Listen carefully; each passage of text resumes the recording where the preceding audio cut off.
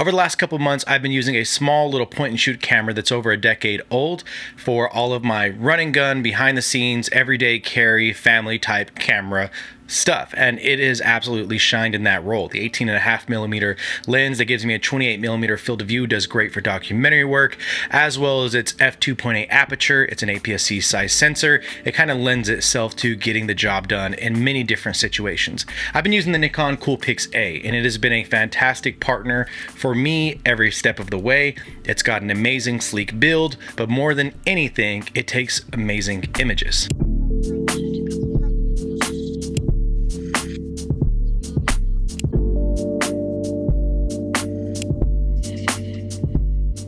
When talking about this camera, I have some things written down here so that I don't miss talking points that I want to get to. But one of the things that I want to say before I continue on with this is this camera is discontinued. I got mine for $100 and I can tell you why later. And most importantly, if you see this thing over $500-600, do not buy it. It's not worth that amount. But $500 and below, you found yourself an actually pretty good deal for a camera that can more than get the job done, especially compared to the Fuji X70s and the Ricoh GR line. Now, small cameras are something that I always give extra love to, just because they can go anywhere, and because they can go anywhere, it allows me to be able to take more and more photos. As someone who really liked the Ricoh GR3 but hated the build, and who really liked the Fuji X70 but didn't really appreciate the fact that they cost around $1,000 now, whenever I was able to find this camera, it was just heaven sent. $100 because of a slight defect where you can start to see dust on the sensor whenever you get to f8, and I'll talk more about that issue later on. But for the image quality that I'm getting below f8 and off those wide apertures, it is fantastic. The flash on this thing is great, the portability is great, the build is fantastic. There's really nothing negative I can say about the camera from the standpoint of does it get the job done? Absolutely 100%. Yes, this camera has been a companion camera for me that I've taken with me on multiple trips that kind of acts as my B cam, if that makes sense. Whenever taking photos, I can have a longer telephoto lens on my main camera and then use this as a wider camera. The Nikon colors coming out of that make it really easy to edit to match anything else, as well as the fact that they just look beautiful. Monochrome on Nikon cameras is one of my favorites. The depth they have to the grays is really, really nice. A lot of people will probably ask me about autofocus, how well it does whenever it comes to that. How's the tracking? Can it move with my subject? What's going on? What's up with IAF?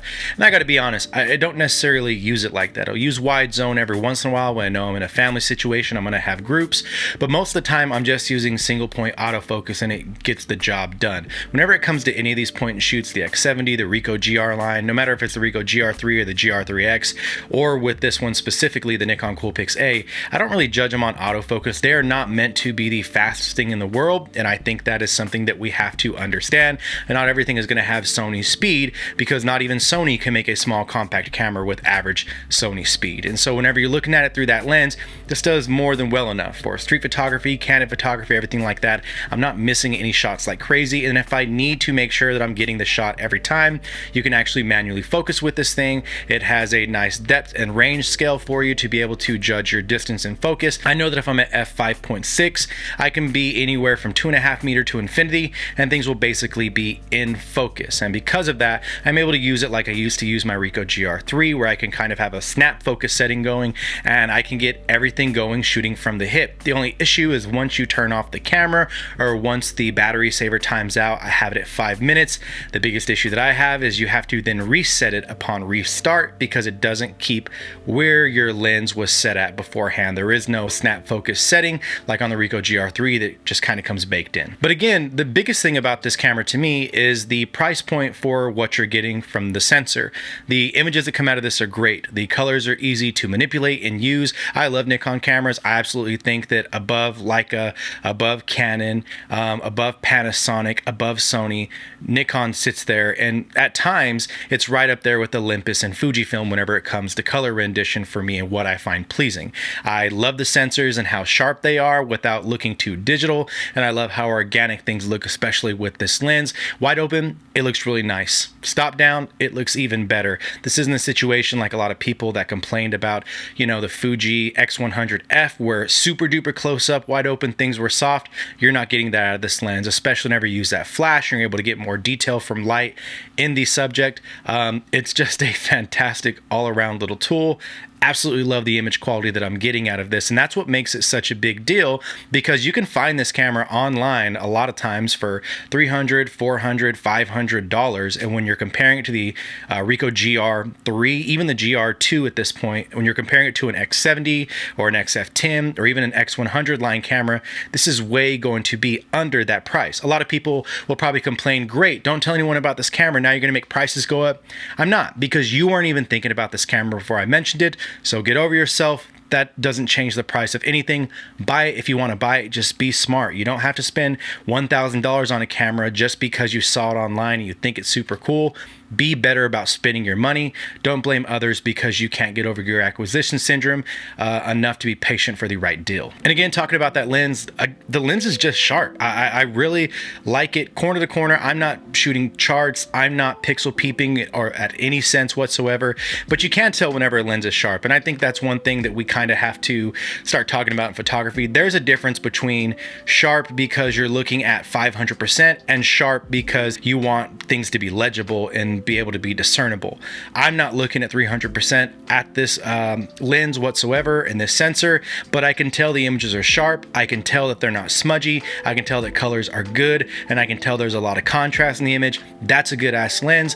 I don't need to punch into 500%. I don't need to talk about what if I want to print big. I print big. So for me, I don't have to pretend like I'm doing something. I just know what it is. That's a sharp lens. Now, I've mentioned about the size of this camera and how that probably is the best part of it, because you know, it is. Everything just fits where it needs to fit, and this is truly one-hand operation. You're even able to set up a couple of custom scenes on this. These dials are pretty nice. You're able to even set up to an auto mode, and honestly, it works out. One thing I love about point and shoot cameras is I can hand the camera to anyone, and even if they accidentally press a button or two, for the most part, they should be able to get back to where they need to take the photo. I know there are a lot of cameras that have extra bells and whistles, and if someone presses something on accident, or you do, they don't know what to do. And on the back of this camera, you've got a whole bunch of nice dials that tell you exactly what everything's for, from ISO to the menu to the playback button. It's just nice. A pretty nice little scroll wheel that works a lot better than a Ricoh GR3 scroll wheel, and it's because it's metal. And even more than that, I really love this little pop-up flash. I'm a huge fan of pop-up flashes, and this one actually is really nice. It makes the image a little bit warmer, which I'm a huge fan of, absolutely. This does also have on the side a little switch that goes from autofocus, macro mode, and manual focus. I haven't really tested out the macro mode, but the macro mode at 5.6 from a couple shots that I've taken does pretty well. I don't know how close it gets to the subject, but it gets close enough for a 28mm-ish field of view lens. And as far as manual focus, that's what you'll click down to in order to actually zone focus when using this camera, which is something that works pretty well, especially in the street. It's very snappy. Images write really quickly. Now, the one thing about this camera is that lens. The lens is great. It's fantastic. It's sharp, but the lens does create a point to where dust gets in, and I have dust and dirt on my sensor right now. Now, at around 5.6 to 6.3, it's not really that legible if I'm you know, stopping down that much, but whenever it comes to opening wide up to 2.8, it looks really good. But anything past 5.6, 6.3, you're going to be able to see every single bit of dust on there. Kind of a bummer, but you live with it. But this does have a leaf shutter, and it does go to 1/2000th of a second.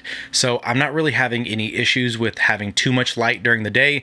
At 5.6, 1/2000th of a second shutter speed, it's doing just fine whenever it comes to making sure that I don't overexpose images in the middle of day. But that's basically the gist of the camera. And the great thing about this camera has to be that APS-C size sensor, because it's a DX sensor from Nikon. And Nikon did a really great job of creating their APS-C line. They actually had some higher end APS-C cameras that were used for birding and things like that, and that's actually the sensor that is in this camera. This is about 16 or 18 megapixel sensor. I'll put it up somewhere on here, and it looks fantastic. It works fantastic. 16 to 18 megapixels will get you to about a 250 DPI. You can get a 16:24 print, or a you know, I think a 30:24 or some on there, and that's actually really good, especially considering how far back people are going to have to step back in order to see that image properly, you're not going to have any issues with things not being sharp enough or not having enough resolution. And these things about these little cameras that I absolutely love is just the fact that they are tiny and they're portable. And in a world where I know people like to use cell phones, and listen, if you're going to write down the comments below, you should just use your cell phone. I'm just going to let you know right now, I really don't give a shit. I don't care. My hands are too big to use a cell phone. It's too clunky. I don't like something to where I either have to put it on do not disturb, or if I get a call or a text, it could, you know, mess up me doing anything with my phone. I don't want to have my phone screen on. I don't want to use my phone that much. I don't like using my phone, period. All of you cell phone photographers, I support it, but you cell phone photography snobs, shut the f up. Just move on. And older fixed lens cameras like this, I think, are fantastic. And even whenever it comes to the Nikon Coolpix line, Daido Moriyama, if you don't know Daido Moriyama, he is one of the greatest photographers alive, in my opinion, today. He actually shot for a long time on a Nikon P, I think it's a 700. Let me see if I have my F7000, Nikon S7000, which is a small point and shoot that has a, a telescoping zoom in and out kind of a thing. And I don't even think it's an APS-C size sensor, but he utilized that to make a lot of work. A lot of fantastic work of his is actually shot on these little point and shoots, and he's honestly, in my opinion, the godfather of point and shoot photography. He didn't really care about specs and doesn't really care about specs that much. What camera can be taken to where at any moment I can pull it out, take a photo, and it's not upsetting someone, number one, but also number two, I can just take the photo and then move on. There's not really a worry about an EVF. There's not really worry about anything to do with battery life, aperture, about what lenses to bring, etc. You just have the camera and you move. And that's the important thing about small point and shoots. The small point and shoots get a lot of flack for being dad cams or being mom cams. And as I've said before, those are actually the photographers that you should be paying attention to. If a camera is good enough to take these precious moments of kids moving around, running around, and things like that, these candid moments, if it's able to capture those, and it's good enough to capture those to where someone's not frustrated and they have to send it back, that's a good sign that for your day-to-day photo walks, taking the same photos of, your day-to-day life that everyone else does, that it's going to be built for that. That's good to know, so that whenever you have things that are happening in a field, if you're on assignment and you don't know where people are moving left and right, that it can capture something at the spur of a moment. That's a great gauge for how effective cameras are the mom and dad photographers, and if they like a camera and if it works for them. Small cameras are something that I think everyone should have, whether it's film, whether it's digital. I think a small camera is just a great way to continue to work your photographer mind, and more than anything, to continue to capture images. I don't think that there has to be a Canon 5D Mark IV on your shoulder every day in order for you to capture meaningful images. I don't think there has to be a Sony a7 IV, a Fuji X Pro 3. I don't think there has to be a Leica M11 on your shoulder for you to get fantastic images. Yes, some of them may be more beneficial to you in the way that you process things, but on days you can't carry that, on days you don't feel like carrying that, it's always nice to have a small little camera like this Nikon Coolpix A or like a Ricoh GR3 that can just go with you. If you use it, you use it. If you don't, you don't. But the weight and the size doesn't deter you from actually using it, and it doesn't become a pain in the ass when you're carrying that thing around all day. So yeah, this has been the camera that has been in all of my thumbnails. This is the one that has been a lot of the photos that I've recently taken, whether it is on trips to Santa Fe, San Francisco, just everyday life. This camera has kind of been my go everywhere. I got it for $100, and honestly, because of that, I don't see a world where I get rid of this camera ever. I mean, I'm probably going to ride with it till the wheels fall off, because again, in my opinion, it's a better build than a Ricoh GR, even though it has one of the similar issues with dust in the sensor as a Ricoh GR. And I think it looks damn better than it too. And one thing about me is if a camera looks cute, I'm probably going to shoot it. With all that being said, I hope you guys understand where I'm coming from, and I hope you like the little camera that I showed you today. I know that you guys love these gear videos because these are mainly the only ones that you watch, but take it light, but take it, and have a good one.